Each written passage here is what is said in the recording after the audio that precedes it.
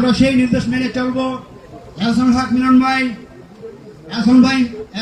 মিলন ভাইয়ের নেতৃত্বে আমরা যারা ছিলাম, আমরা আছি, আমরা থাকবো।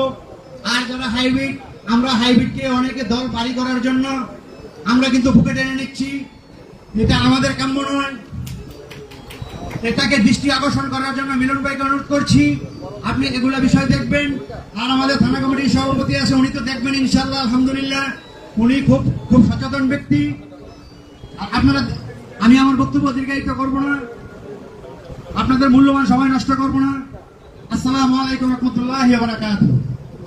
একটা কথা শুনেন, এই যে ফর্ম দিতেছে, এই ফর্মটা পূরণ করার পর বাইরে সহ আমরা যে একটা বোর্ড তৈরি করছে সাবজেক্ট কমিটি, এরা বৈশাখ দেখবে কে কি পর্যায়ে, সেই অনুযায়ী থানা কমিটির সদস্য বা কমিটিটা করা হবে, পূর্ণাঙ্গ কমিটিরা।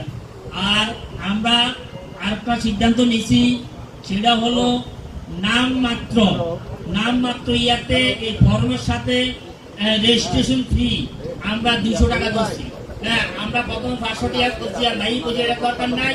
হ্যাঁ, যে তোমরা 200 টাকা ধরো, কমে ধরো, কারণ নাহলে এটা বিভিন্ন জনে বলবে যে আমরা চাঁদা, এটা চাঁদা না, এটা আমরা যেটা পার্টি করি 200 টাকা একটা কিছু না, এটা কোনো ব্যাংকে রাখার জন্য না, এটা না, এটা আমাদের রেজিস্ট্রেশন করছে।